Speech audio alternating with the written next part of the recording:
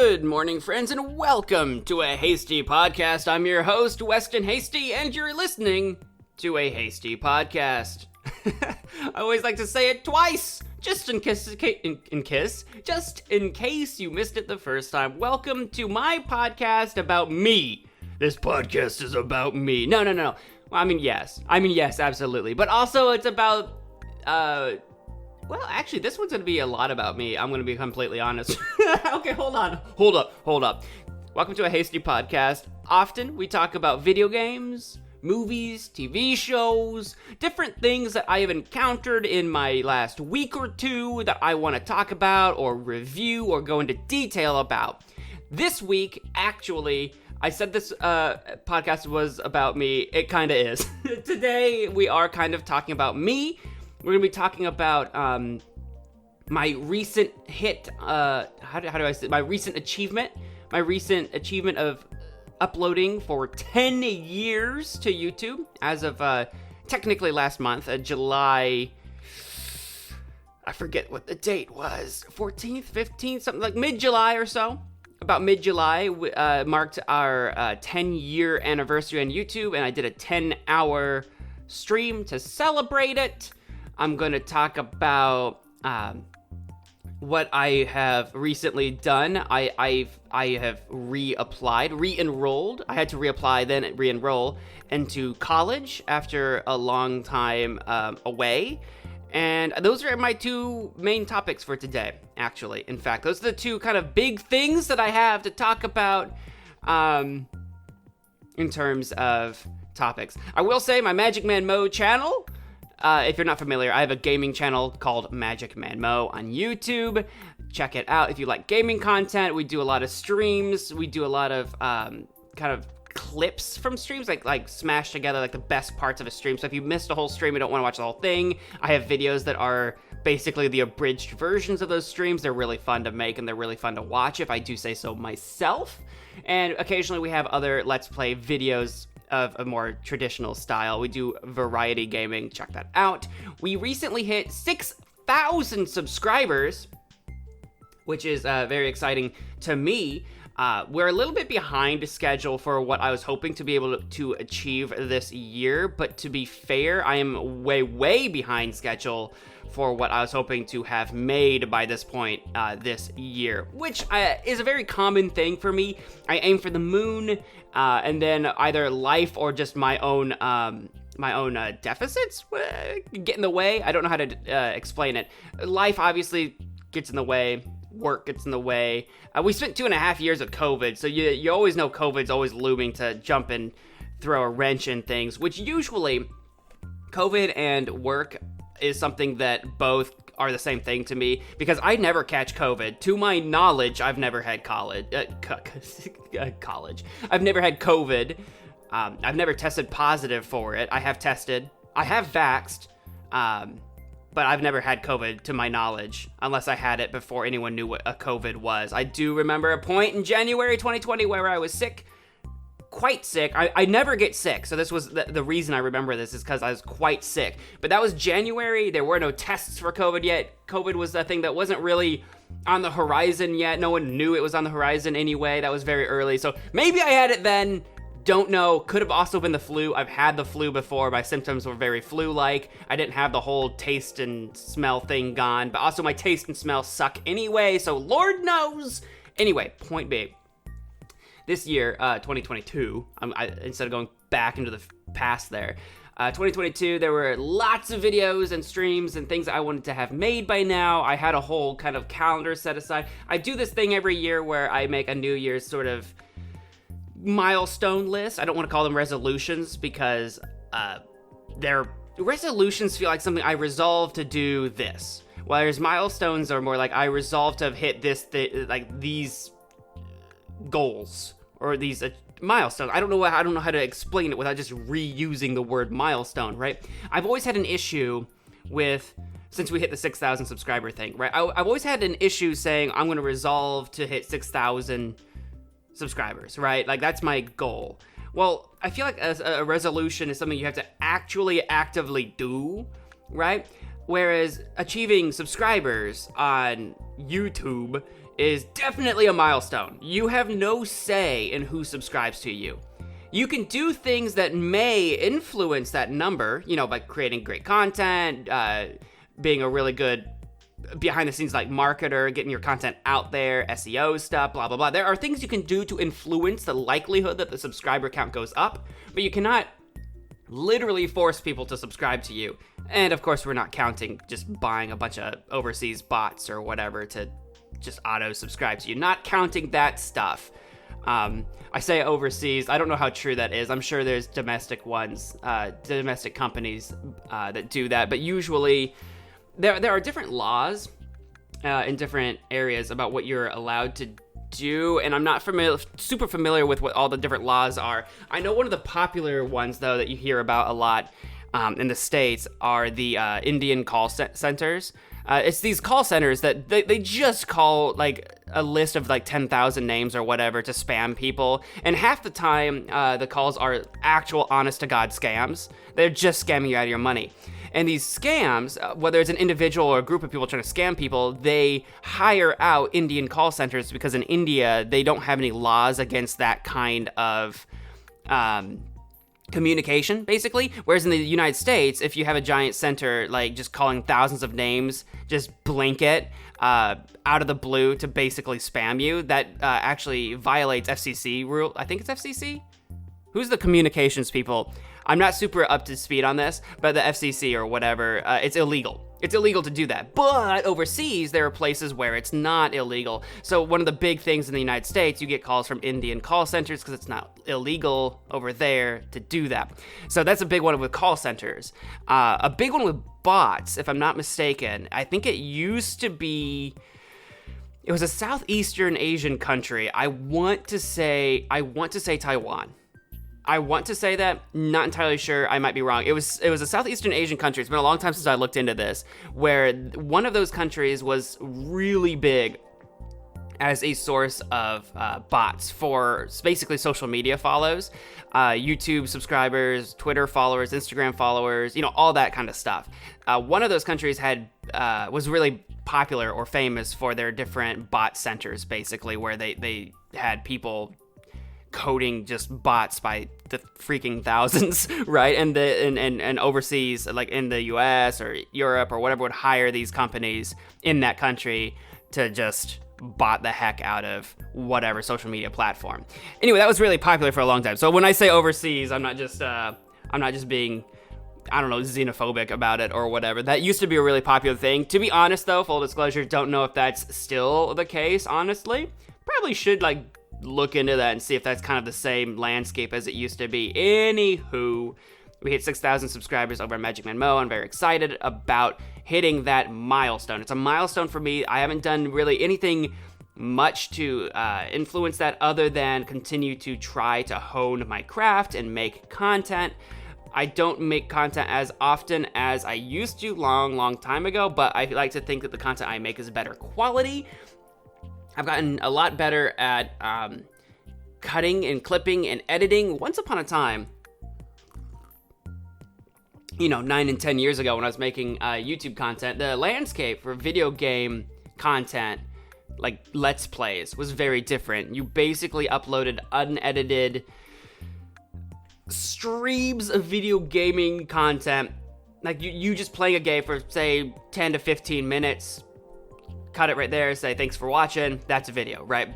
Completely unedited. You'd make like a series of playing a video game 100 episodes long, that kind of thing. That was very popular. Some of you that are in the gaming space might remember, at least me, my go-to example of this is the Game Grumps. They always uploaded videos between 10 and 15 minutes long, very short, very snackable. I think at one point in time they were uploading like 2 videos a day, which is crazy, especially by today's standards of making better quality content and also longer content. So at the time, you could create those really short things, spit them out quick, you're golden. And then eventually the YouTube algorithm kind of started to shift, and people started making longer gaming content. 20, 30 minutes of basically unedited gameplay was huge. That was a huge thing on YouTube. Game Grumps kind of lagged behind in that area. They didn't jump on making longer form videos until much, much later. But my Game Grumps is my main like example of the way they used to do it way back in the day. Those really short videos, but really captivating is the word that comes to my mind, but it's not the word I'm looking for. Anyway, captivating commentary, right? And then it sort of switched to this sort of longer form content. Back in the day, 10 years ago, I could not upload anything 11 minutes or longer because my account wasn't verified. And the verification process, I'm a little fuzzy on remembering how you could do that. Today, you can just verify your account by attaching a phone number to it, basically. You verify your phone number, and in as little as a few hours to as many as like 2 days, your account is verified, and you can do like thumbnails, longer videos, blah, blah, blah. I forget what all the different things you unlock are, but back in the day, the verification process was a little muddy. I think YouTube continuously claims that it was never subscriber-based, and it wasn't, but it was. It wasn't subscriber-based in the sense that there was a hard number. There was no hard and fast number. You had to have so many subscribers, so many watch views. There's no watch time yet. So there had to be views, subscribers, your account had to exist for so long. It was a combination of a few things, and then your account could become verified. But there were no hard and fast numbers, which is why YouTube continuously says that it was not subscriber-based, because, like, technically they never said it was. But there was something going on there. Anyway, that was 10 years ago. So I wasn't verified. All my earliest videos were super duper short until eventually I did get verified. I could start making longer videos, and they were like 20, 30 minutes long, but it was just me unedited and not very good commentary whatsoever. Did not have a good presence. Didn't have a good presence. Very monotone and not very conversational. That's the word I'm looking for. Not very conversational. Just very much me playing a game and just kind of like reacting to it in a way that you might expect someone to react to it if they were by themselves. Like, sounds. I did talk to the camera. I had watched enough Let's Plays to know that I'm supposed to be talking, but you would get the sense that when I'm talking, it's more to myself than to an audience or to a listener or to a viewer. And that's very clear when you're a new YouTuber. People aren't used to talking to a camera or talking to a microphone in the way that you would talk to a person. That is just not something people are used to saying, or used to doing rather. So if you are saying something out loud to an empty room, people usually say it to themselves. I'm sure all of you are just as crazy as I am and talk to yourselves from time to time. Usually it's not open, conversational, loud in a room by yourself. It's usually kind of like muttering to yourself, like, yeah, I gotta go do this, yeah, then we're gonna do that. What is the freaking Becky upsetting me the other day? Just that kind of thing. I don't know. I got kind of quiet there, so I don't know how that'll come out on microphone. But quiet, kind of muttered, mumbled to yourself, that kind of thing. Now, that was me in the early days.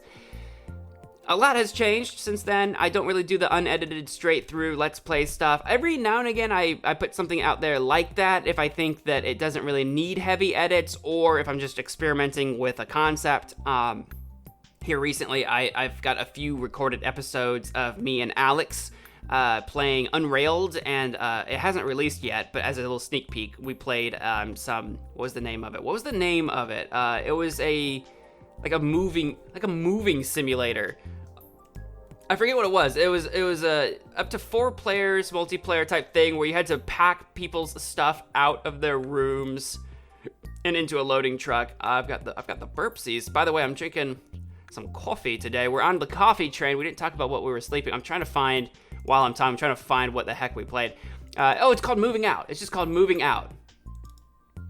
Yeah, Moving Out. Fun little game. So we played some of those 2 games. I'm releasing those videos that we made basically unedited. I've got some edits in there, some cuts, and just a little bit. But basically unedited because it's cooperative play, and since we're dealing with both of our personalities, I'm not entirely accustomed to... It's a different dynamic when you're editing for one person. Like, I know what parts of what I'm saying and what's happening on screen to, like, focus on, edit, zoom, twist, twirl, that kind of thing. When there's 2 people involved, it's a little bit more thought. Needs to go into it. It's a little bit more work. So for the most part, these videos I'm releasing mostly unedited as full episodes, and I have 2 episodes of each. So 4 altogether, and I'm gonna have basically 4 unedited episodes. But I'm actually gonna edit them down and clip them like I would a stream, like I normally do with streams, and make a really chopped up, really faster paced, a lot more fun. I think probably. Sort of what's the word I'm looking at? Collaboration. Compilation. So the 2 episodes of Unrailed I'll smash together into a supercut, basically, and I already have plans for this. I think I'm gonna combine the 2. We'll see what happens when I edit each episode by themselves into my sort of clip version. If you watch my gaming stuff, you know what I'm talking about. When I edit it down into its clip version, if it's super duper duper duper short, I will compile them. But if it's not super duper duper duper short, then they'll still be by themselves, but they'll be easier to consume, basically, because they'll be shorter.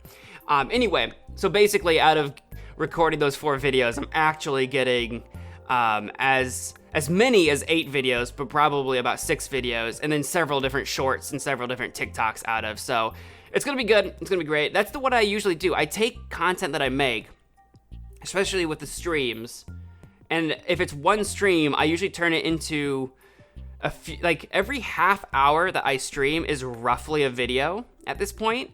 Roughly. It doesn't have to be, it depends on what game I'm playing and how it flows and where I can cut and that kind of thing. So if I have a 2-hour stream, the stream is basically 1 video, but because it's 2 hours, I'm gonna make 4 new videos out of it, so I'm up to 5 now. But then also, each one of those videos probably consists of between 4 and 5 shorts. So we're looking at somewhere between 16 and 20 shorts. So I'm making a lot of content from one piece of recording. And in doing that, I play a lot, it feels like a lot fewer, a lesser variety of games in general than I used to. But what I do now is that everything that I do is so much more edited, and it's really resulted in some really higher quality videos on a whole, and I think they get a lot more engagement, and I think people really enjoy them. So that's how my sort of journey has evolved, is that over the last 10 years, I focused on, in the early days, not editing my stuff, but learning how to make content longer, and then making that length of time that I spend talking about a video game interesting, working on my commentary, working on my presence, working on getting a face cam up and working so I could work on my appearance and work on all that.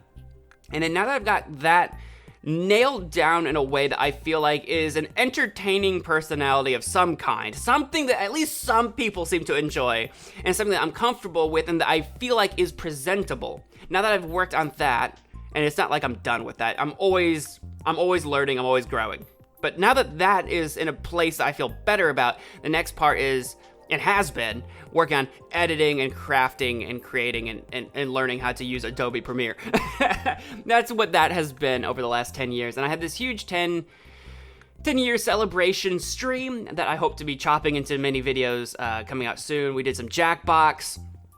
We did some Roblox. Roblox was a very popular series on my channel for a while. We came back to that and played that for a little bit. We played some Among Us. We just played some really popular kind of party games, or games where viewers could jump in and join. Something that I definitely was very trepidatious. Is that the word I'm looking for? Let's hear it. SAT word today. Define trepidatious. Is trepidatious a word? That's the first question. It is trepidatious. Apprehensive or nervous, filled with trepidation. So I am using that correctly. I didn't know if trepidatious was a word. I knew trepidation was. And then I was like, am I using it correctly? That's your SAT word of the day. Woo! Trepidatious. It means to be apprehensive or nervous. It's an adjective.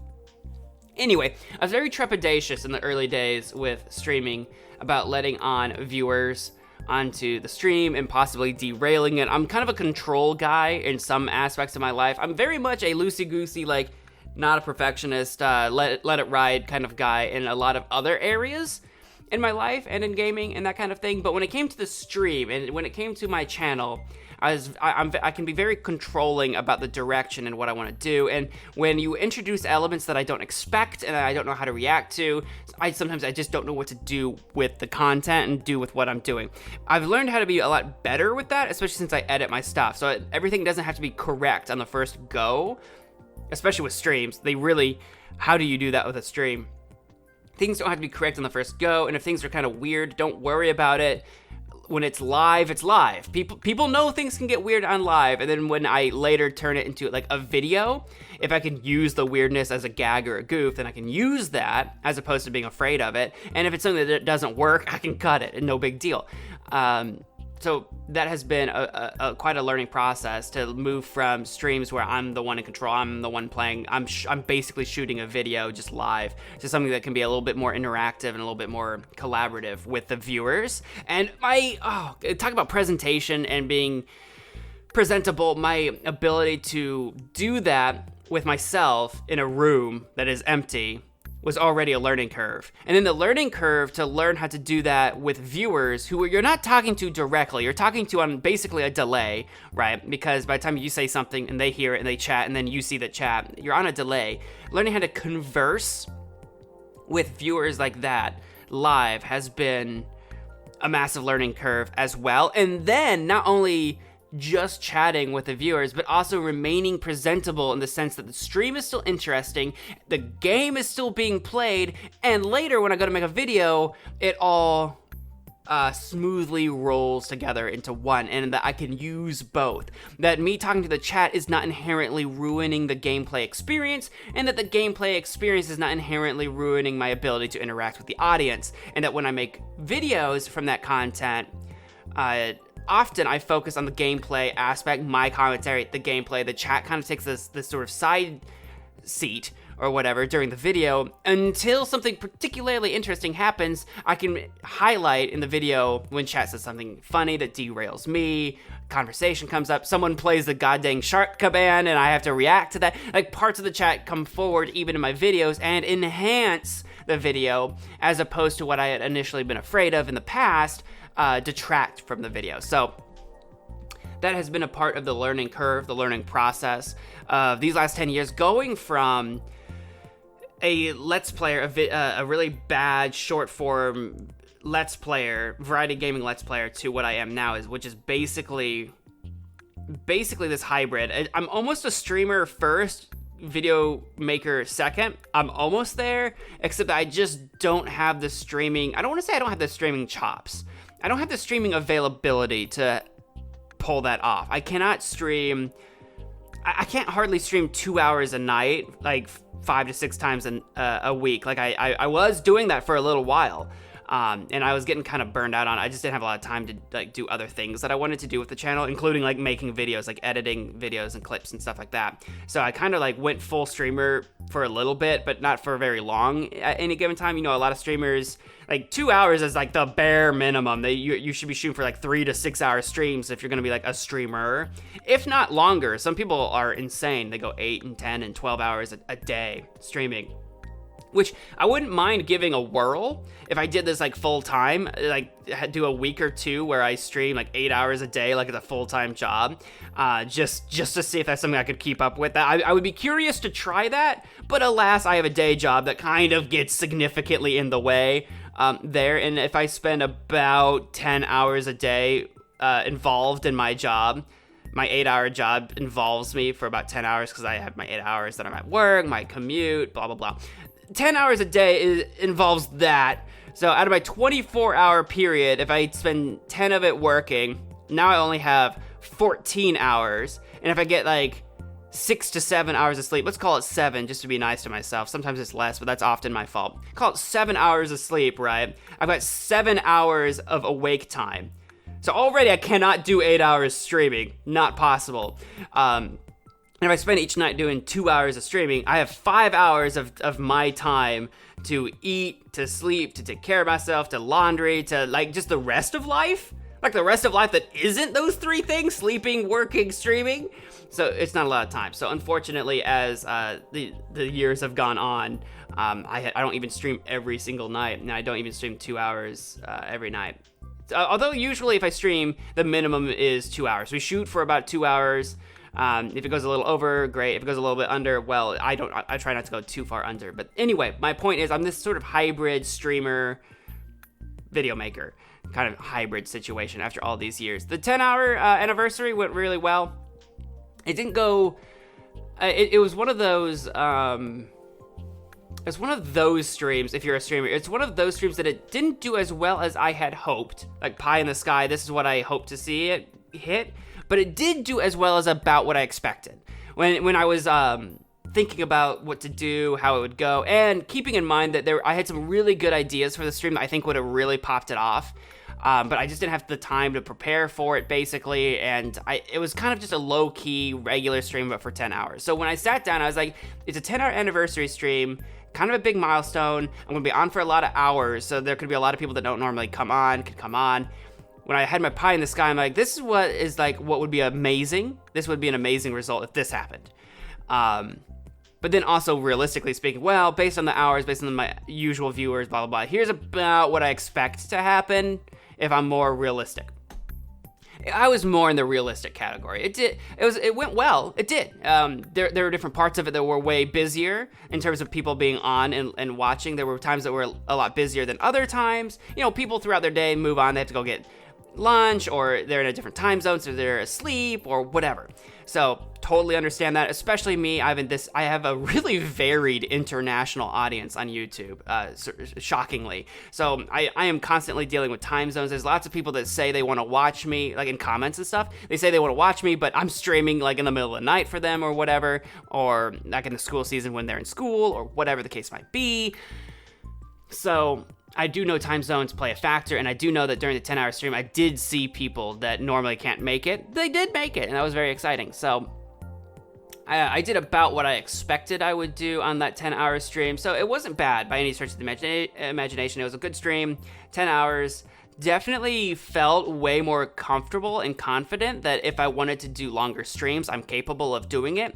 Back when I was newer at streaming, the long streams were so draining.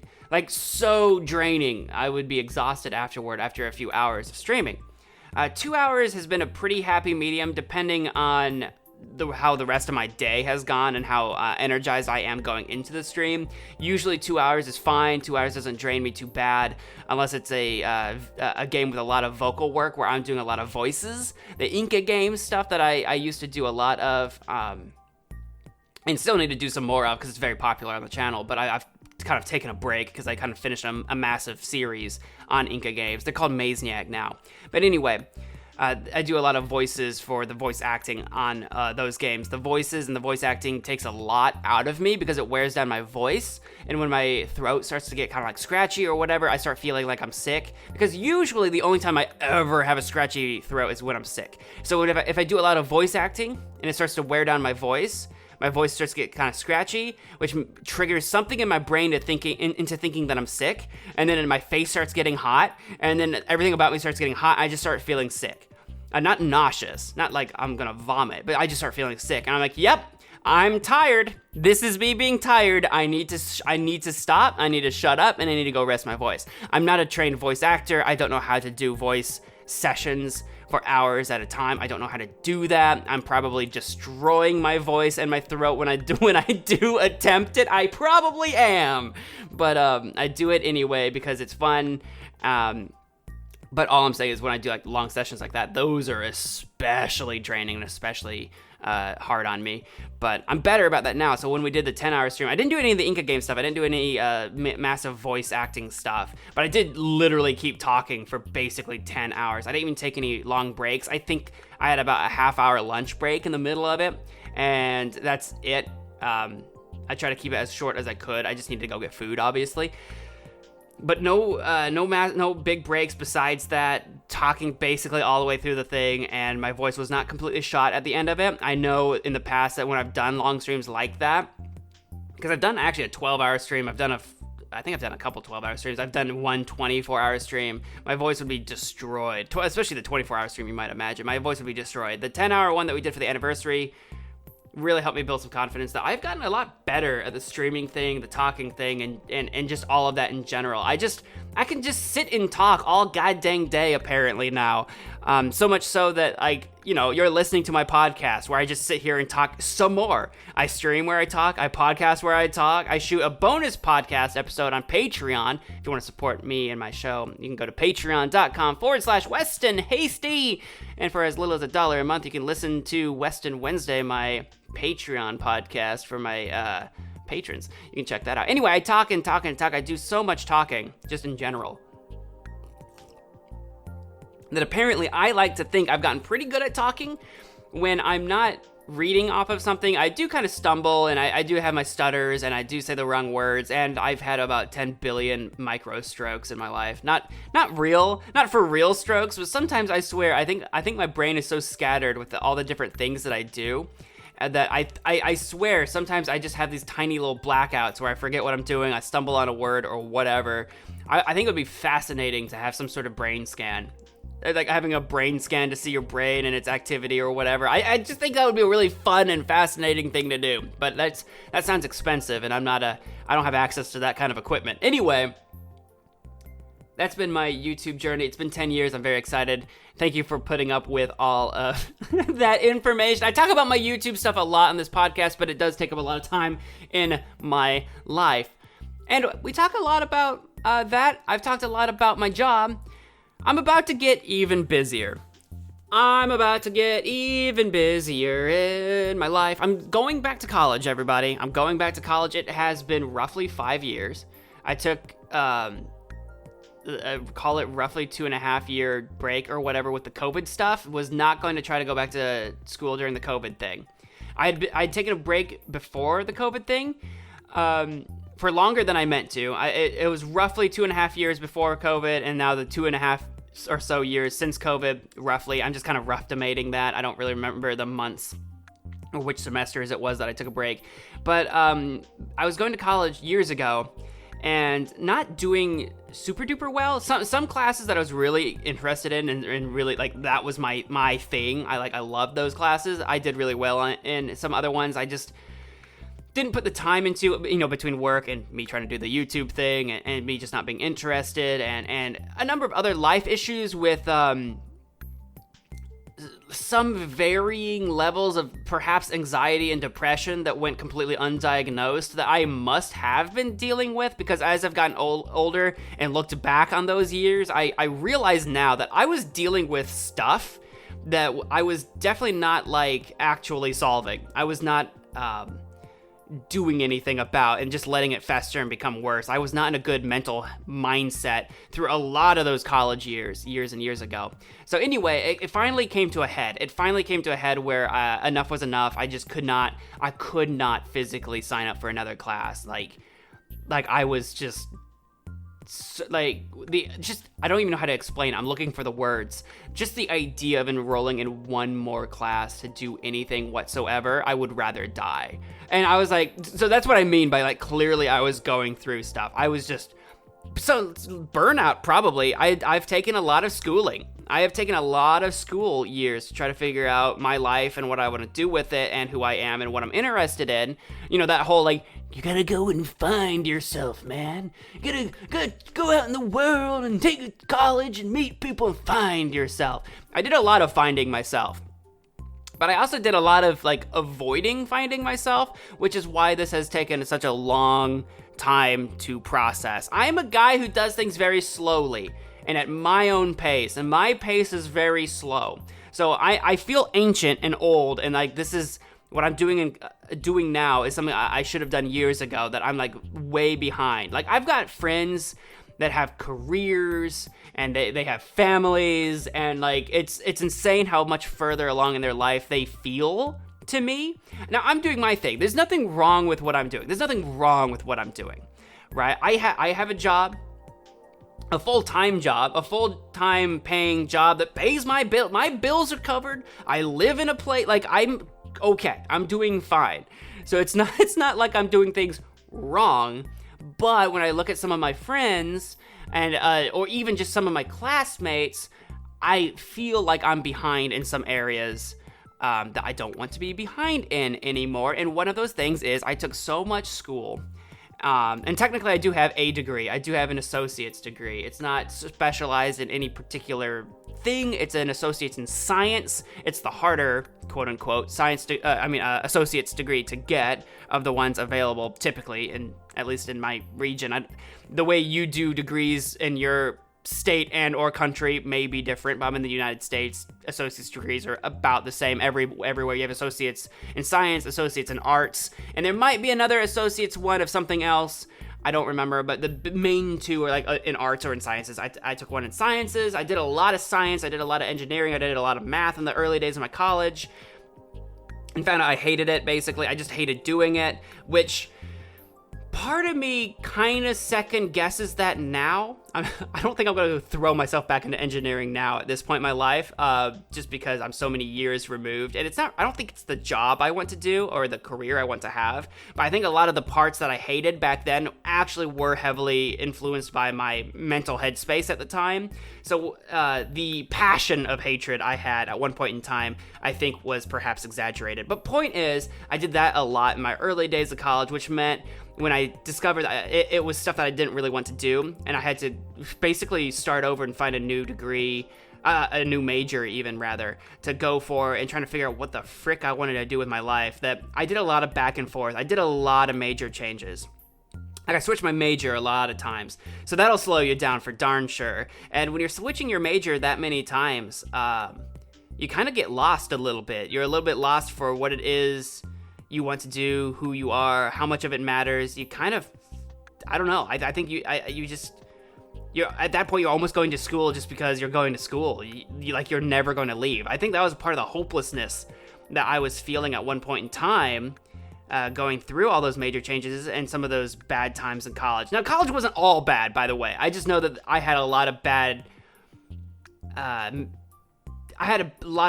bad experiences, but like bad, I don't know what the word is. My brain was not in the right place. My brain was bad for a lot of time in college. So there was a hopelessness that I'm never getting out of here. I'm never getting out of here. I'm not finishing any of this. I'm never getting this degree. I'm never getting a career. I'm never getting a job. I'm never going anywhere with my life.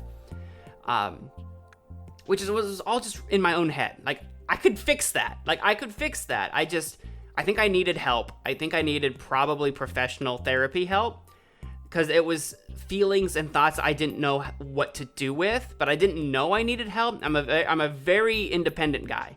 I do not like asking for help. I like doing things myself. I like doing things my way.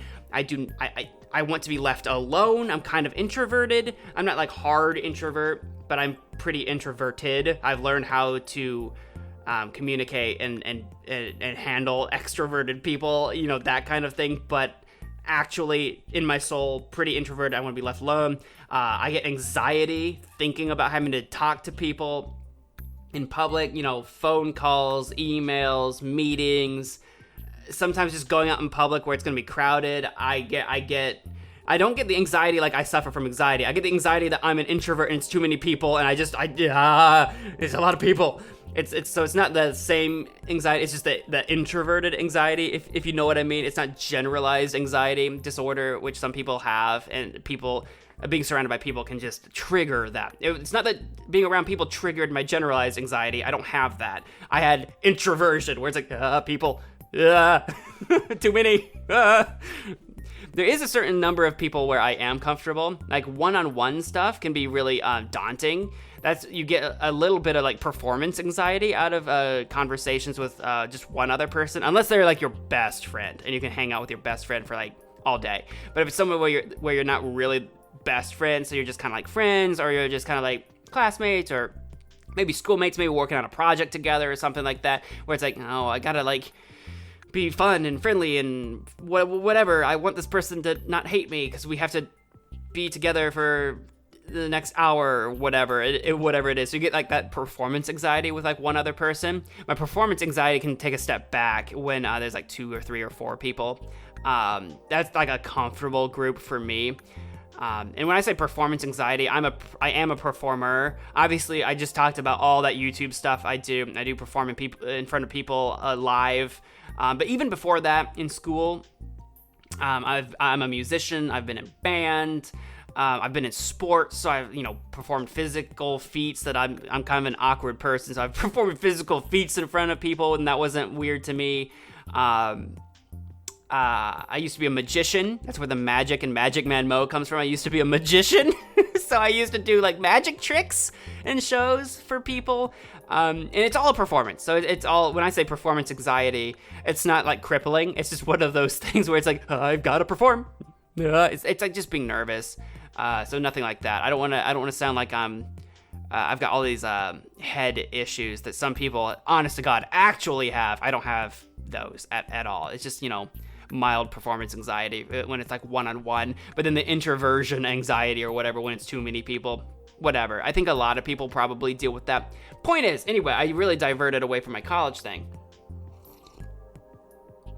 Point is, I was dealing with a lot of stuff in the past and just stopped taking college and never finished my degree.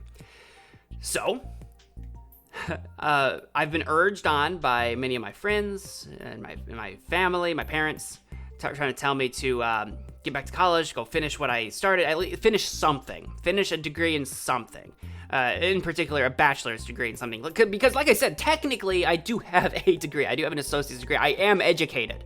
Now, I can put on a resume. I can put that out there. I've taken so many classes. I am educated. If you watch me on my gaming channel, you probably think I'm an idiot and a moron, but a lot of that is performative. And a lot of it is just the way I play video games. I play video games like a moron. That's how I play games. That's how I've always played games. My brother and I had this running joke. The first time I sat down and played Skyrim, it was like the first time I'd played a video game ever. It was hilarious, and I can't explain it to you. There's no footage of it, but oh my God, you would not believe that I'd ever touched a video game before. It was a hoot. He still makes fun of me. And I make fun of myself for like, oh yeah, like that time I played, when we're talking about a moment where like I'm just stupid. Oh yeah, like when I played Skyrim the first time and we just lose it. Anyway, video games bring out my stupid. But if I have to sit down and actually like write something, script something, talk about something, research something, like I am educated in those areas. I know what I'm doing when I need to do that. You all probably just don't get to see that side of me very often. It maybe ekes out a little bit here and there. Maybe. I don't know if it does or not. Point is, I am very educated.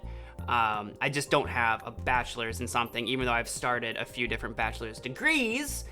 I've never finished one. So, it wasn't until, this is gonna sound so cheesy or something. I don't know. It wasn't until more recently, last couple months, when I started seeing somebody, and we were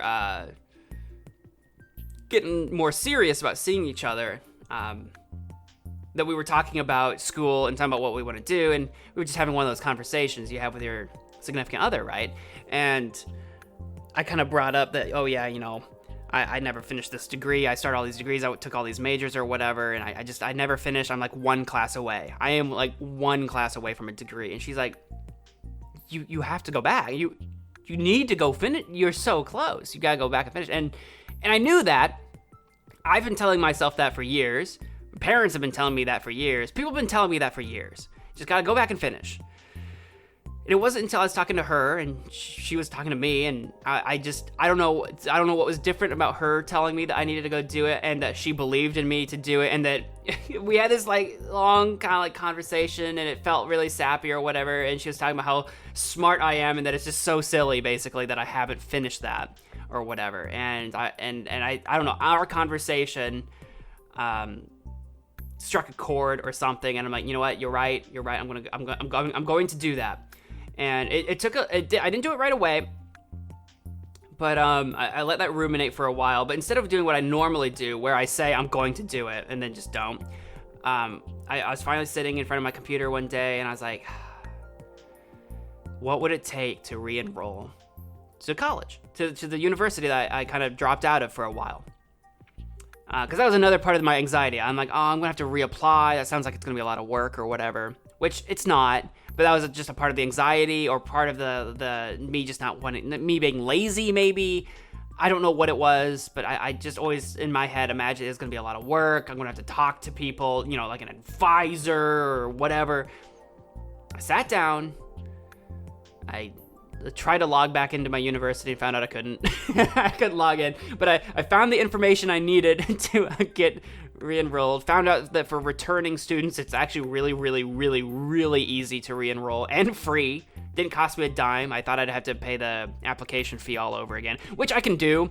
Back when I first started university, I was very broke, and I say very broke. I was okay. I had the support from my parents if I needed it, but I did not have a lot of money, so money was an issue in the early days. I have a big boy job.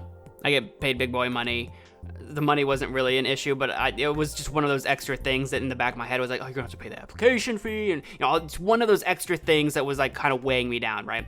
No, it was actually really easy, streamlined, punched in my information. Obviously, they already have me on record, so they knew I was a returning student. Punched that in. Was accepted like a week after, because it can take a couple days or whatever for it to be reviewed and accepted. Like a week later, I was like accepted.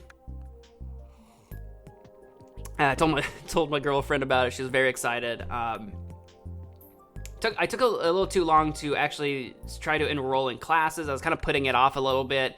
Kind of part of my just self still resisting the idea of doing this. But it is something I want to do. So it's so silly that I resist it so much, because it is something I do want. I do want this. But yeah, I don't know if it's some sort of level of shame maybe in the back of my head that I haven't done this sooner. Maybe that's part of it as well. So part of me wants to say, well, if I haven't done it up to this point, I'll just never do it. And then, I don't know, exist eternally in that shame. I don't know why I do this to myself. I don't know why I resist myself like this. But eventually I sat down to go enroll. Found out there were some problems. Several different problems that needed addressed. But when I looked at my checklist, I took a deep breath, and I'm like, you know what, I am kind of skipping a step here because I'm independent. I don't want to talk to people. I want to do it myself. I'm independent. I kind of skipped the part of my checklist that said meet with an advisor first, then enroll. I was skipping that part and trying to just enroll myself. I know how to enroll myself. Like, I got everything situated. I could literally enroll myself in whatever, basically, so long as it was available. But the key thing is, the one class I knew for sure I needed was filled up already at this point, because I enrolled really late in the school season, really late, because it's only recently I decided to enroll at all.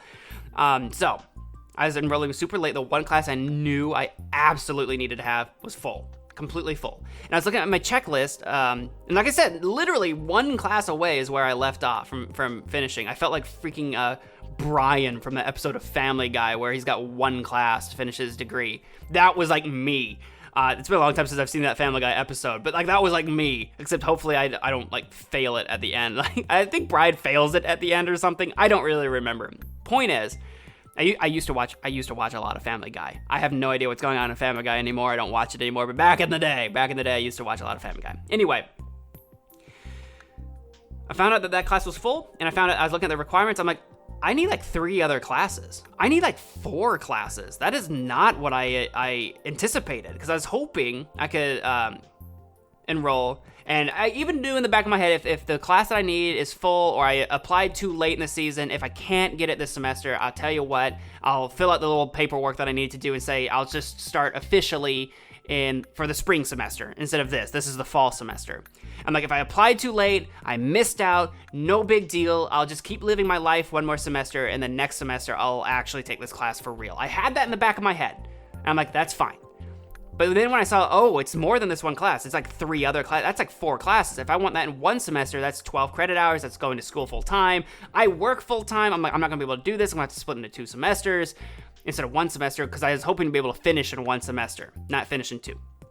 For 1, money reasons. It's expensive. For money reasons. For 2, for time reasons. For 3, my own darn motivation reasons. And then for 4, my own anxiety about like, oh my God, I'm going back to school. I'm going to be there forever. I got really concerned. I got really upset. But I saw that there were some discrepancies. There was one thing that it said I needed, but technically I should have already had, but it said I didn't. I had another thing where apparently I needed to take, but I had a class that used to be required, and it's a high-level class.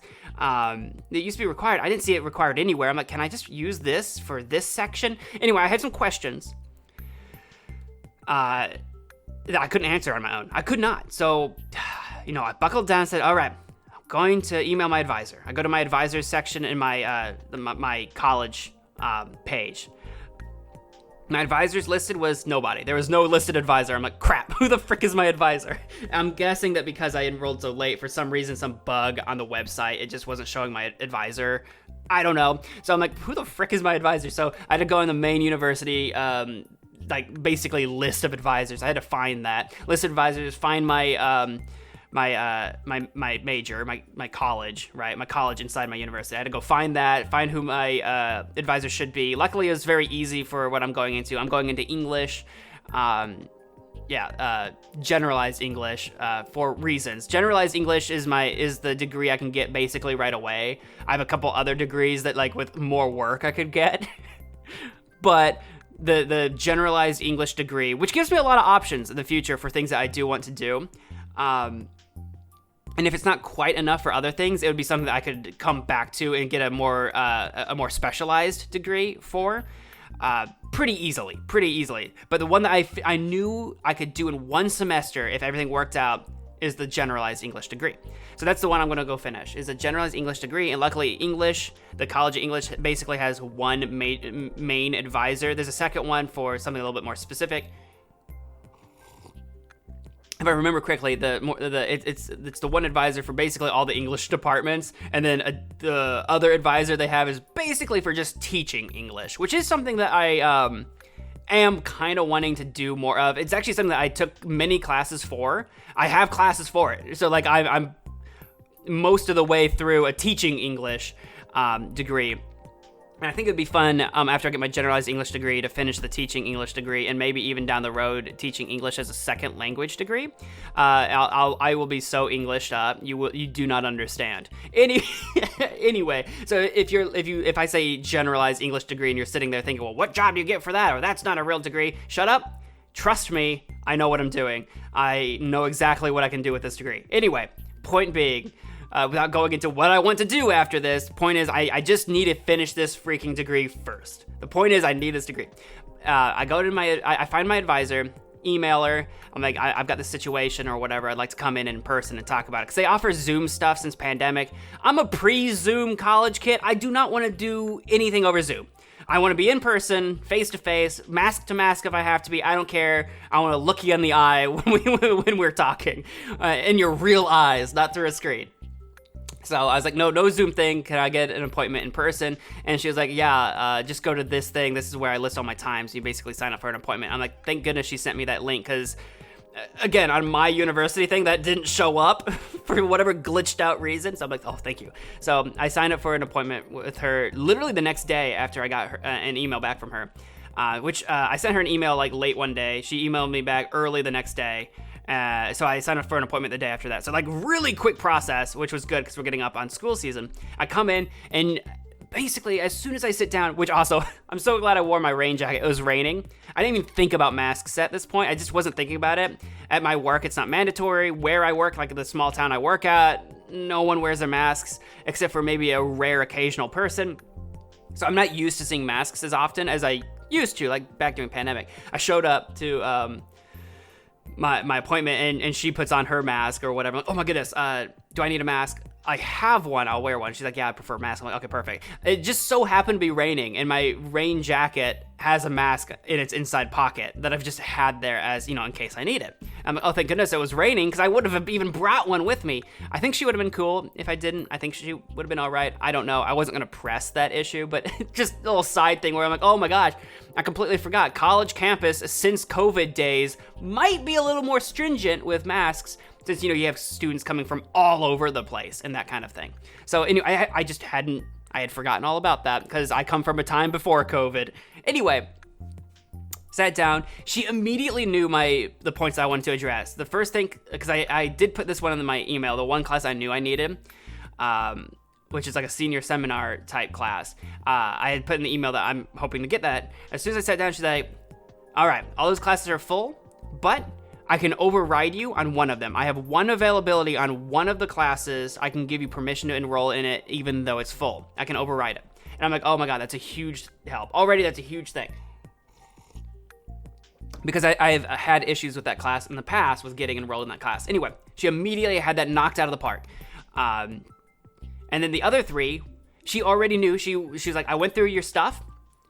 She was so professional, and she's like new at this too. She's taking over the guy that used to run the English department when I was there before. He I forget if she said he retired or if he just went to a different university. I completely forget what she said happened to him. But he's moved on from my university, and she's just taken over or whatever. So professional, knew what she was doing, well spoken. And I don't know. I just was really, really comfortable that she knew my situation right off the bat. And that really helped me feel really comfortable, because I was very concerned that I was going to have to take these 4 classes or whatever. And she's like, okay, I see your situation. This thing you've actually already accomplished because of these classes. This other thing, technically you don't have accomplished, but I see and she mentioned my high-level English class that I was talking about. I'm like, well, I took this one thing, and now it's not. She's like, you took that, and because you're a returning student, I'm going to use that. I'm going to override your requirements on this section, so that class covers it. So you're covered on that. And so that she immediately knocked out 2 classes that I was afraid I was gonna have to figure out taking, which it was 2 sections, and they had a list of classes in each section I could take. So, but she knocked off those 2 sections immediately. She knocked off the one that I knew I needed. Then there was just this mysterious extra one where she was like, this is actually, this section right here, and she kind of walked me through it, is completely brand new to this semester. So you do need to take something from this list. Technically you have, because she pointed out the class that in that section I've taken. Technically you have, but you're actually, under the new reorganization, you're currently using this class to actually fulfill this other section now. And she showed me the different sections, and I was like, okay, yeah, I see that. I think I even saw that when I was going over it myself. So she said, so technically you still need to take one from this new requirement.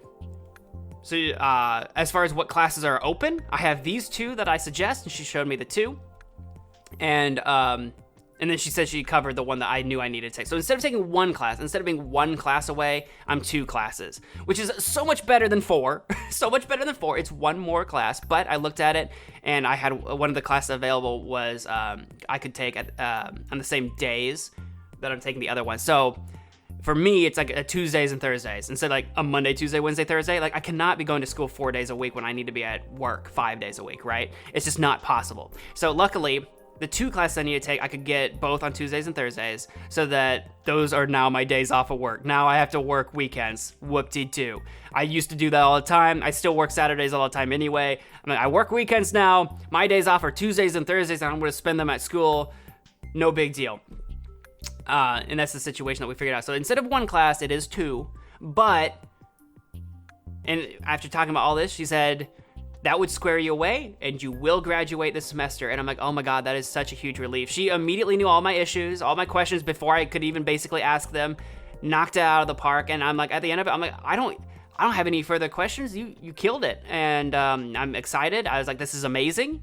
When I was going over it myself, I'm like, I don't even know what I can do this semester, if I'm gonna have to put it off, what I'm gonna have to take. I was getting very concerned. She killed it, and she helped me a lot in that way. And I got signed up. I technically didn't sign up for those classes in her office. That she said it was a personal policy of hers that she does not sign up for classes on someone's behalf.